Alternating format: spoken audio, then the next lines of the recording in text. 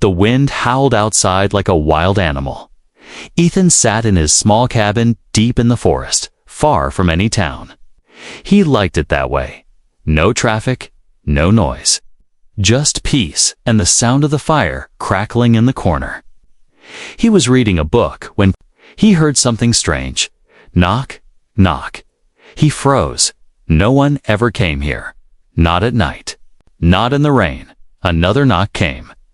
Softer this time, almost like a whisper. Ethan stood up slowly. He didn't grab a weapon, but he stayed alert. He opened the wooden door just a little, and then he saw her. A woman not human. Her skin was smooth and pale blue. Her hair was long, silver, and stuck to her face from the rain. Behind her stood two small children. They looked just like her alien. The woman's lips trembled. "Please," she whispered, "help my children."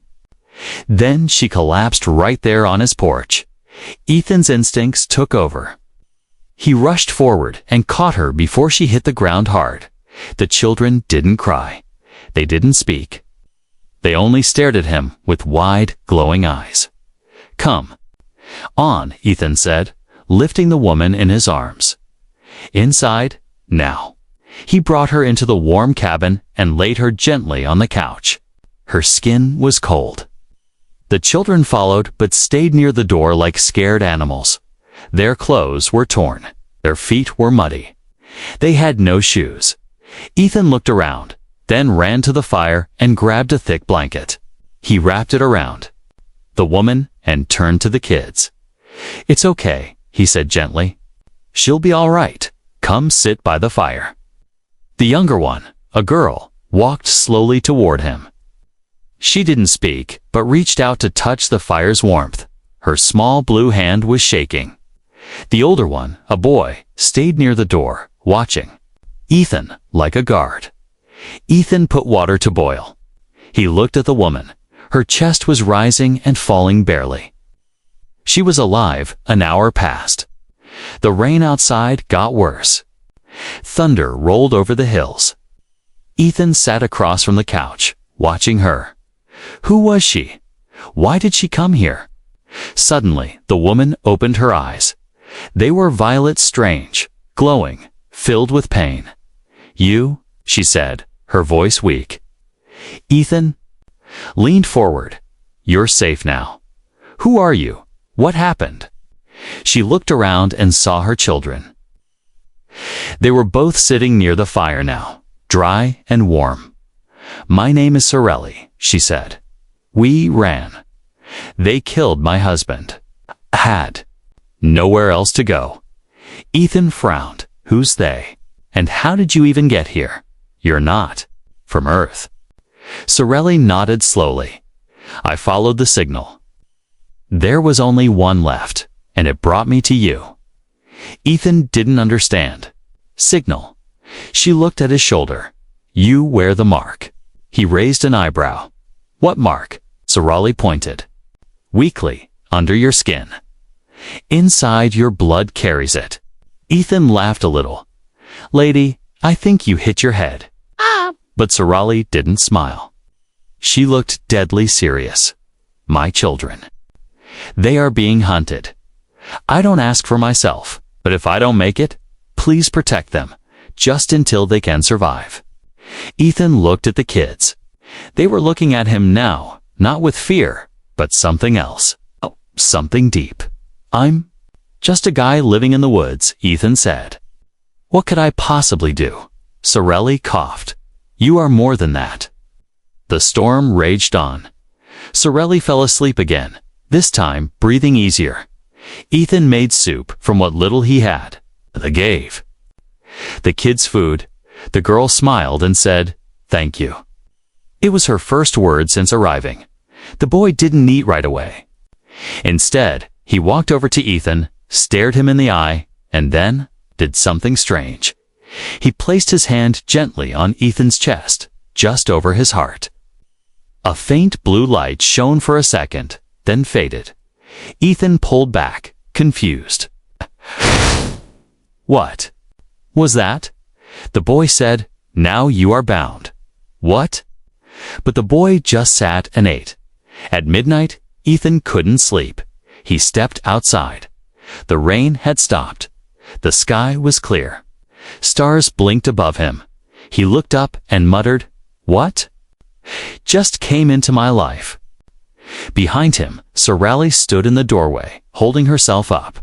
"You don't know me," she said softly, "but I know you." Ethan turned.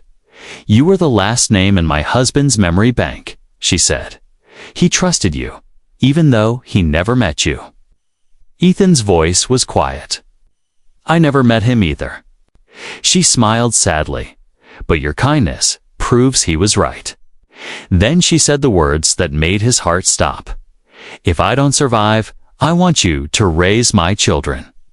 Ethan stared at her. He didn't even know her last name. Ethan didn't. Sleep that night, how could he? A blue-skinned alien widow was resting on his couch. Her children were now asleep on the floor in front of the fire, wrapped in blankets like tiny cocoons. His small wooden cabin, once a quiet hideaway from the world, now held secrets older than anything he had ever known. And Sorelli's words echoed in his mind. "Raise them if I die." Morning came slowly. Pale light slid through the curtains. Ethan brewed coffee, trying to shake off the strange, dreamlike feeling. When he turned, Sorelli was already awake, sitting up with a calm but distant look in her glowing violet eyes. "You should rest more," Ethan said. "I've rested long enough," she replied softly. "Now I must explain." She reached inside the torn fabric of her coat and pulled out a thin metallic disc. She pressed it, and it lit up in her palm, hovering, spinning slowly. "This is a memory file," she said. "My husband made it before he died." Ethan stepped closer, curious but cautious. The disc projected a glowing image into the air, an alien man. Tall and strong, with eyes that matched Sorelli's. His voice came out clear, deep, and calm. "If you're seeing this, I am dead. And if Sorelli found you, then my last wish has come true. Ethan Cross, Earthborn, human male, you are the key. Protect my children. You are the only one who can." Ethan stepped back. "What is this? Why me?" Sorelli didn't answer right away.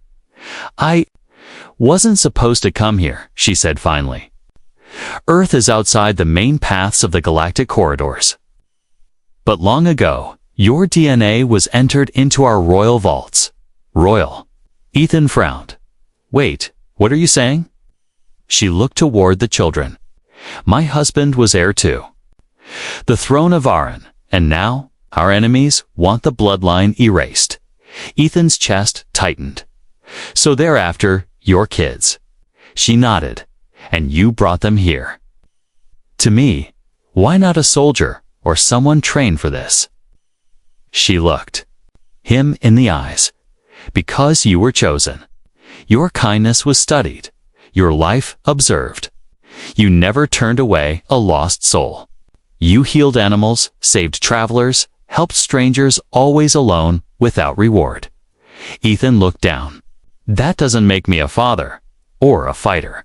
"No," she said softly, "but it makes you safe, and that is all my children need. Right now." He sat down, rubbing his face. "This is insane," he muttered. "I'm just me." The memory disk floated to the table and projected again. This time it showed something else, a star map. Dozens of worlds, explosions, battles. And then Ethan saw something that shook him. A photo of himself years ago. Earth. Sitting on a park bench, smiling. What the hell? My husband's people scanned thousands of planets. You were the only one who matched the legacy marker, Sorelli explained. It's re-ratching, but it means you are part of the bloodline too. A distant echo, but real. He laughed nervously. So I'm alien royalty now? No, she said.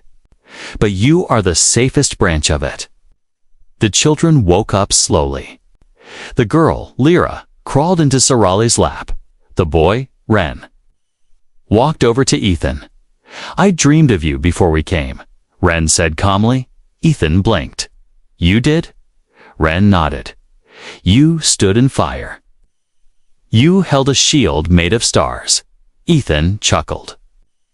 Kid, I've barely held a flashlight in weeks. But Ren didn't laugh. Sorali stood now, holding Lyra close. I cannot stay long, she said. The enemy searches through the sky for our scent. If I remain, they'll find us. You said if I die last night, Ethan replied slowly. You still think you won't make it? I feel the burn inside, she whispered, touching her side. Their weapons did not miss. I've delayed the poison, but not forever.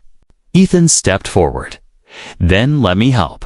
I'll take you to a hospital. She shook her head. Your hospitals don't heal what's inside me. He stared at her, helpless. Then, what do you want me to do? He asked. She walked to him. You must accept them, not just hide them, not just protect them. Love them, teach them, be their father. Ethan's voice cracked. That's a lot to ask. Sorelli's voice cracked too. It's all I have left to ask. Outside. Wind picked up again. The sky above shifted with an unnatural hum. A faint blue glow moved like a whisper across the clouds. They're closer than I thought, Sarli said. Ethan looked out, then back at her. What happens if I say, yes, you become part of something much greater? You will be hunted, you will be marked, but you will not be alone. And if I say no, her eyes fell. Then I leave tonight, and hope you forget us. Ethan looked at the two children. They were watching him, not with fear, but with hope. He sighed, long and slow, then bent down to Ren's level. He held out his hand. All right, kid, Ethan said. Let's see what a shield of stars looks like. Ren smiled and placed his glowing hand into Ethan's palm. Ethan had always believed he was ordinary. He built his home with his own hands, chopped his own wood, and lived far from others because life was simpler that way. But now, as a strange boy with glowing hands held his palm, Ethan no longer felt ordinary. He felt seen. Why does it feel warm? Ethan asked. Ren tilted his head. Because your blood is speaking. What? Sorali, weak but standing, walked closer. The bond has started. He recognizes you. The old code hidden in your body is waking. Ethan pulled his hand away, uneasy. This is too much. But Lyra, the little girl, climbed into his lap without asking. She stared up at him with wide violet eyes and said in a quiet voice, You smell like my father. Ethan froze.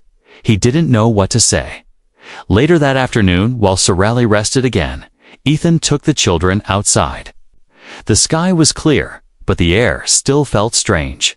Like something was watching them. He gave Ren a stick and said, Here, pretend it's a sword. Ren didn't move. Then, with one fluid motion, the boy spun the stick through the air in perfect form, like a trained fighter. Ethan stared in shock. Where did you learn that? Ren looked up. My mother taught me, and memories from my father. They live in my head. Sometimes they speak to me. Ethan chuckled nervously. Your dad's not talking to me, is he? Ren shook his head. Not yet. Back inside, Ethan gave the kids a snack: peanut butter, crackers, and milk. They sat happily, giggling. It was the first time they acted like normal kids. But then Lyra asked a strange question. Do humans have naming days? It's the day someone important gives you your forever name. The one your heart listens to. Ren added, Our mother said we were never fully named, until the one who holds the mark speaks our names aloud. Ethan smiled. You already have names, don't you? Ren frowned. Only our home names, not our soul names. You must choose them. What? Atani means what that means. But Lyra stood and grabbed his hand.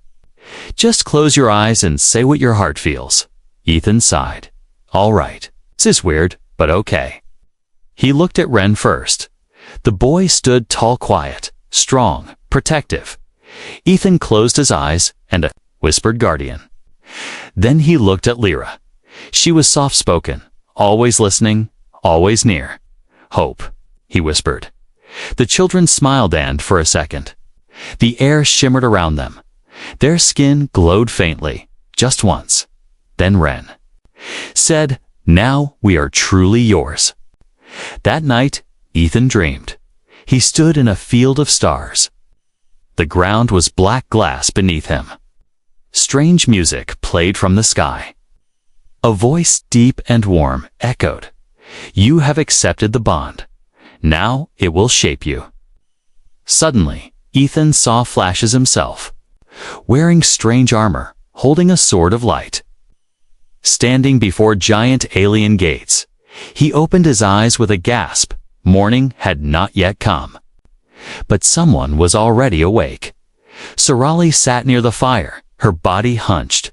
Her skin looked paler than before. Ethan rushed over. "You okay?" She nodded weakly. "I don't have long." "You're not dying," he said quickly. "I'll find medicine. I'll know," she interrupted. "You've already done what I couldn't. You gave them names. You awakened their link. That is more than I hoped for." Ethan sat beside her. "Why me?" he asked again. "Why not someone stronger?" She looked into his eyes. "Because you are not driven by power. You are driven by care. My people forgot how important that is." Tears touched the edge of her eyes. "I've fought wars, Ethan. I've seen planets fall. But nothing scared me more than leaving my children alone." Ethan placed a hand on hers. "They're not alone anymore." Just then, Ren ran in from outside. "Something's coming," he said. In the sky. Ethan stood quickly and opened. The door dot up above, a dark cloud hovered, except it wasn't a cloud. It moved like a ship, silent and wide. No lights, no sound. Just presence. Sorelli stood slowly, her legs shaking. "They've found us." Ethan looked back at her. "You can't fight in your state." "I won't," she said. "But you must." "Me." Ethan nearly laughed. "With what?" "A rake and an axe?" Sorelli reached into her coat and pulled out a small, cube-shaped object. She handed it to him. "This is your inheritance. My husband left it for you. It only opens with your voice." Ethan stared at the cube. "Say your soul name." She whispered. Ethan didn't know how, but something inside pushed him. He held the cube tight and whispered the word. He heard in his dream, "Shield bearer."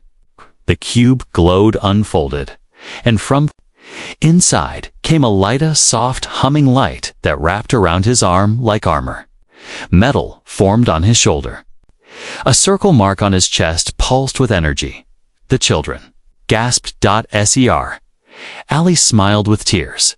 "You were never just a man in the woods." Asterisk. The wind outside turned sharp. Leaves spun wildly in circles. And the strange black ship in the sky grew lower, slow, silent, and watching.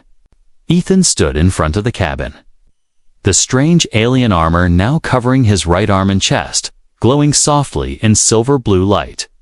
Behind him, Sorali leaned weakly against the doorframe. The two children, Ren and Lyra, stood close to her cylind. Sensing the danger in the air, "They're scouts," Sorali whispered. "Hunters sent by the Varnak clan. They won't ask questions." Ethan clenched his fists. "Then I won't wait for them to knock." Suddenly, the ship released a flash almost invisible, like a shimmer in the air. Moments later, 3 tall figures stepped out of the tree line, walking toward the cabin. They didn't walk like men. Their bodies were thin and long, their heads hidden behind smooth helmets. Each carried a weapon that looked like a staff with sharp blades glowing at the tips. Ren growled low under his breath. "They'll try to take her. They won't get close," Ethan said. Sorelli placed a hand on his shoulder. "These are not normal soldiers. Be careful." He nodded, then stepped forward. The lead enemy stopped 10 steps away. Its voice buzzed through some kind of translator. "You have 2 children that do not belong to you, Earthman. Give them up, and we will spare your life." Ethan stared. "They do belong to me, and you're not getting close." The enemy cocked its head. "Are you? Wear the bonded armor. Yet your blood is thin. You are a mistake." Ethan smiled grimly. "I've been called worse." Without warning, one of the attackers rushed forward. Ethan reacted before thinking. The armor on his arm pulsed and formed a shield that spread out like a glowing disc. The enemy's blade struck at Tand, bounced off with a shockwave that lit up the trees. Ren and Lyra gasped. Ethan blinked. Whoa! He spun and struck the attacker with the edge of the shield. The creature fell to the ground, stunned. Another enemy jumped in, but before it could land a blow, a sharp blast of blue fire shot from behind Ethan. Sorelli had raised her hand, gathering her last strength to protect him. The second enemy screamed and collapsed in smoke. Ethan turned. "You're supposed to be resting." Sorelli smiled weakly. "And you're supposed to stay alive." Only one enemy remained. It moved slowly, carefully now, circling Ethan. "You are not ready." It hissed. Ethan braced himself. "I don't need to be ready. I just need to stand." The enemy struck fast, but Ethan moved faster. The shield bent like liquid around his body, protecting him from each strike. With every block, his armor glowed brighter, as if it were learning. Adapting. Den Boomathan launched forward and slammed the enemy straight into a tree. Silence. The enemy didn't get up. The ship above made a strange sound. Not quite an alarm, but it was angry. The black metal shimmered, and then it rose higher into the clouds. "They're leaving," Sorelli said. "But not for long. They know now. You're not just a protector. You're the next threat." Ethan walked back toward the cabin, breathing hard. He looked at the armor on his arm, still pulsing with energy. "I don't understand any of this," he said. Sorel looked at him, pride in her tired eyes. "That armor only responds to one thing." "What?" "Heart." Inside, Ethan sat down. With the children, Ren looked at him like a hero. Lyra curled into his side and whispered, "You're glowing, Daddy?" He froze. "Daddy." Sorelli smiled from across the room. "She chose," she said softly. "In our culture, when a child gives you a name like that, it is final." Ethan looked down at Lyra. She was holding his hand, her tiny fingers wrapped around his armored ones without fear. "Do you want to be their father, Ethan?" Sorelli asked. He didn't answer with words. He just nodded. Later that evening, while the children napped, Ethan and Sorelli sat outside, looking up at the stars. "I'm not ready for this," Ethan said. "I don't know anything about space or alien empires." Sorelli chuckled softly. "You know how to protect, how to care. You know how to fight for someone else. That's more than most kings." He looked at her carefully. "You still think you're dying?" She looked away. "I don't think. I know." He gritted his teeth. "There has to be a cure." Sorelli reached out and touched his cheek. "If I had more time, I would have chosen you. Not just for them, but for me." His heart ached, but before he could speak, she leaned her head on his shoulder and whispered, "Promise me. No matter what happens, you will never let them feel alone." Ethan whispered back, "I swear." Ethan didn't move for a long time. Sorelli rested her head gently on his shoulder, and though her breath was slow, it was still there. The stars above them burned quietly in the dark sky, as if listening. He could feel the warmth of her skin, but also something colder deep within, like a fading ember slowly going out. The children were asleep inside, safe for now, but Ethan knew. Time was running out. By morning, Sorali couldn't stand. Her skin was dull, and her voice barely a whisper. Still, she smiled. "You protected them," she said. "And now, I must give you one more gift." Ethan shook his head. "No. Rest. You need to save your strength." Sorali reached into the folds of her cloak. Her hand trembled as she pulled out a long, thin chain, at the end of which was a glowing red crystal. "This is called a heart fire," she whispered. "It carries my bond, my soul, my last breath, and I offer it to you." Ethan stared at it. "What do I do with it?" She looked into his eyes. "Accept it, and I'll never truly leave them." Ethan hesitated. This wasn't just a necklace. It pulsed with hetrial heat. It felt alive. "What happens if I take it?" he asked. Quietly, Sorale smiled, weak but sure. "It will bind me to you, my strength, my memory, even a part of my spirit. For them, for you." Ethan didn't feel ready, but he reached forward anyway and took the chain into his hand. The moment he diffed, boom, the crystal burst in two. Warm flame just for a second and then shrank, glowing steady now. The armor on his chest absorbed the flame, and he felt it instantly. A rush of memory. Of Sorale laughing, her children being born, a royal wedding, a battlefield, a promise whispered under a blood-orange moon, and her final thought, "Please keep them safe." Ethan gasped. He dropped to one knee. Tears rolled down his cheeks. When he looked up, Sorali was gone. Her body still lay on the couch, but the light in her eyes had faded. She had given everything. The children stood quietly behind him. They didn't cry. They didn't scream. Instead, Ren walked to Ethan and placed a hand on his back. "She chose well," the boy said. Lyra crawled into Ethan's lap, burying her face in his chest. "She said you would keep us warm," the little girl whispered. Even after the fire went out, Ethan wrapped his arms around both of them. "I will," he promised. "I swear." Later that day, Ethan dug a grave in the soft earth beneath a tall tree behind the cabin. He carved a small stone marker with Sorali's name using only a chisel and patience. He laid her to rest with care. No big speech, just a quiet goodbye. Then, the skies shifted again. That night, the flames in the fireplace burned brighter than ever before, most like they remembered her. The heart fire inside Ethan's chest glowed faintly with each heartbeat. He could still feel her presence, not as a ghost, but as something protective, something guiding. Ren sat cross-legged in front of the fire, his eyes closed, meditating like a warrior monk. Lyra painted stars on the wooden floor using ashes and old chalk. Each one different, each one filled with love. Ethan stepped outside alone. He looked up at the sky. He didn't feel like just a man anymore. Not since the bond. Not since the fire.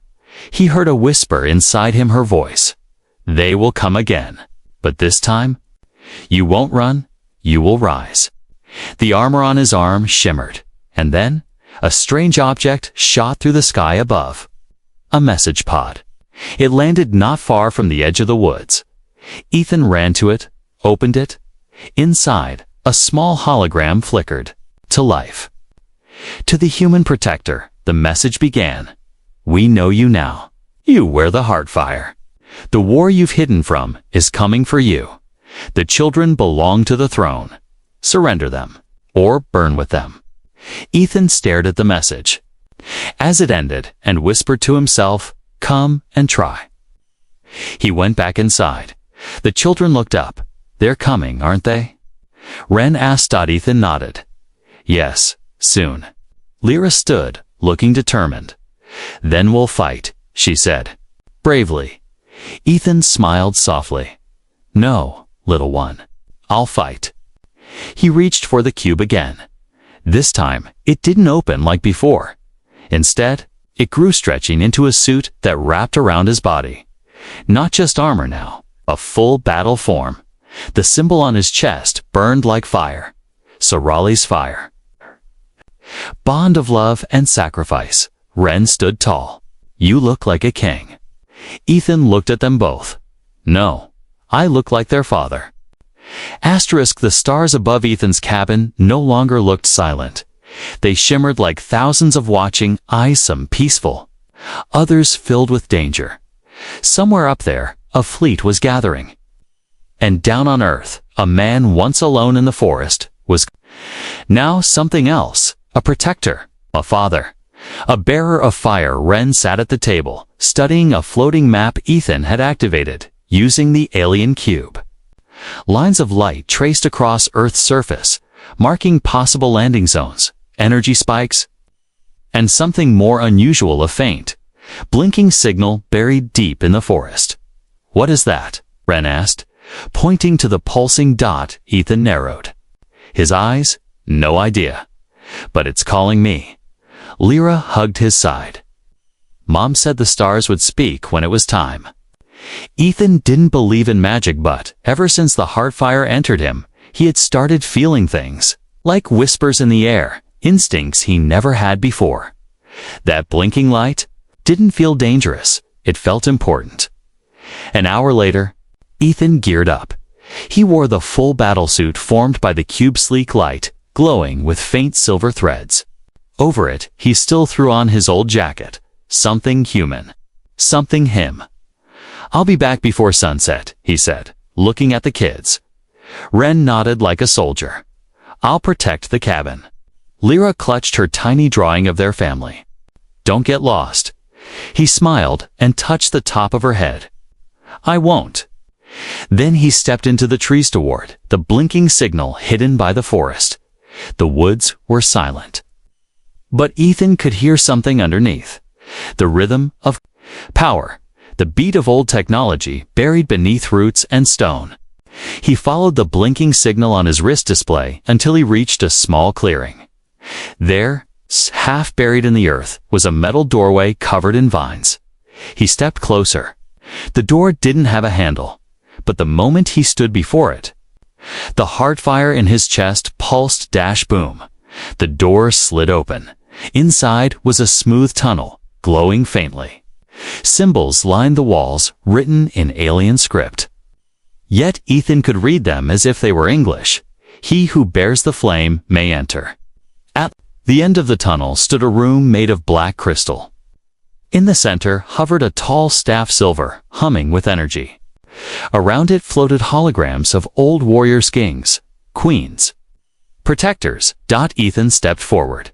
The staff responded. Energy swirled and formed a projection of Sprelly's husband, the alien prince, from the memory disk. Ethan Cross. By accepting the Heartfire, you have accepted our legacy. This weapon, the Ember Staff, was once mine. Now it is yours. Ethan reached out. The moment his hand touched the metal, a warm fire moved up his arm. Not painfully live. Memories flowed into him. Training, strategy, emotion, and one clear command: protect the heirs. At all costs, outside the chamber. A new sound echoed. Engines, shouts, the enemy had landed. They had tracked the same signal. Ethan didn't hesitate.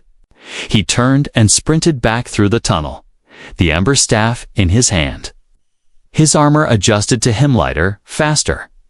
Back at the cabin, Ren stood guard with a glowing blade Sorelli had left behind. He heard the rumble before he saw it, a dropship. Descending fast, Lyra ran out of the cabin. They're here. Ren shouted, get inside, hide. But it was too late. 3 armored soldiers dropped from the ship, weapons drawn. Where is the protector? One hissed. Where is the fire? Ren didn't back down. He raised the blade. It's coming. They laughed. A child dares to face us? Then crack. A beam of burning light slammed into the ground beside them, throwing dirt into the air. The soldiers turned just in time to see a figure land from the trees. Ethan's suit glowing, staff blazing, like lightning wrapped in fire. He didn't speak, he just moved. The ember staff danced in his hands like it was alive. One strike disarmed the first soldier. A second hit launched the second into a tree. The third aimed his weapon but ran through a stone. The distraction worked. Ethan grabbed the third by the arm, spun, and slammed him down. All three lay stunned. Ren's mouth dropped open. That was awesome. Ethan grinned. Thanks for the assist. Lyra peeked out. You found a magic stick. He laughed. No, I earned this stick. As the dust settled, a new signal appeared on Ethan's display. Not from the enemy, from somewhere far away. In space, a coded message. He opened it. This is the Varan resistance. We've heard rumors of the Heartfire's return. If you truly protect the heirs, send a sign. You are not alone. Ethan looked at the kids, and for the first time, he believed it. They weren't running anymore. They were part of something greater. That night, under the stars, the three sat around the fire. Ren sharpened sticks. Lyra played with stones. Ethan stared at the ember staff glowing beside him. He whispered, almost to himself, "We're not just a family by accident." He looked up. "We're a family chosen by the stars." Ethan stood on the cabin roof at sunrise. The ember staff in his hand hummed softly, warm with silent fire. Beside him, Ren sat cross-legged, eyes closed, breathing slowly. Inside, Lyra slept peacefully, hugging her drawing of their new family. The sky was clear, but he could feel something building in the air like the world was holding its breath. A message had come in the night. One final transmission, not from the enemy, but from Sorali. The heartfire in Ethan's chest began to glow, just before dawn. He touched it gently, and a soft light bloomed from his armor, rising into the air and forming her shape. Sorel's final message, left behind in case of her death. Her voice was calm, warm, loving. If you see this, I'm no longer with you, but I do not regret anything. You gave my children what I no longer could: a future, safety, a father. Ethan swallowed hard. But now you must decide. You can keep running, hiding on Earth, or you can follow the path left for you. The Ember Staff has awakened a door, a portal to the stars. If you choose to cross, it too will not return the same. The light began to fade. One last gift. My ship, our families. Vesselit sleeps beneath the earth. It answers only to the Heartfire, and to your name. Her final words echoed like a heartbeat. Lead them, or lose them. Ethan dropped to one knee. She was really gone. But she wasn't gone. Every breath, every pulse of warmth in the Heartfire was her. Ren walked to him quietly. Are we leaving Earth? He asked. Ethan looked at the sky. I don't know. They found the ship hours later, buried deep beneath the roots of an ancient tree. The Ember Staff guided the way, glowing brighter with every step. When they reached the metal doors, Ethan placed his palm on the surface. It lit up with his name. Ethan. Cross, Heartfire Bearer. Family bound, the ground shook, and the ship rose from the earth like something waking from a long sleep. It was silver, sleek, elegant, shaped like a falling star. On the side was a symbol he didn't recognize, but the children did. That's our family crest. Lyra whispered, eyes wide. Inside the ship, everything responded to Ethan's touch. The seats adjusted to fit him. The screens blinked on. The navigation system greeted him like an old friend. Welcome, Guardian. Coordinates received from Varan Resistance, awaiting your command. Ren climbed into the co-pilot seat like he had done it before. Lyra twirled in the center, laughing. It's like magic, she said. No, Ethan said quietly. It's home. He didn't launch that day. He sat in the pilot seat for hours, thinking. Was he ready to lead a rebellion? To raise two? Alien children across stars and war zones. To give up his old life forever. The cabin, the quiet, the earth. Or was that life already gone? That night, as they slept inside the ship, Ethan walked outside and stared at the moon. He felt Sorali beside him, not her body, but her warmth. The memory of her leaning on his shoulder. The way she smiled when he made the children laugh. And then he whispered into the night, "Would you have stayed if I had asked?" The heart fire pulsed once. He smiled sadly, then turned back toward the ship when morning came. Ren and Lyra found him sitting in the pilot's chair.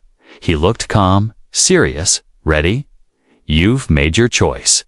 Ren said. Ethan nodded. "Yeah, we're not hiding anymore." He looked at both of them. "I'll protect you. But more than that, I'll fight for the world you deserve. A place where no child has to beg for help. A place where no mother dies afraid." Lyra climbed into his lap and rested her head on his chest. "I wish Mom could see us now," she said softly. Ethan kissed the top of her head. "She does." The ship powered up. The trees around them bent gently as the engines lifted. The cabin grew smaller in the distance. So did Earth. But their bond, the family they had become, only grew stronger. As stars filled the windows, a voice came through. "The ship's comes. This is the Varen resistance. Identify yourself." Ethan leaned forward. He looked at the children, then back at the stars, and answered, "My name is Ethan Cross. I carry the heart fire. I have the heirs. And I'm coming home."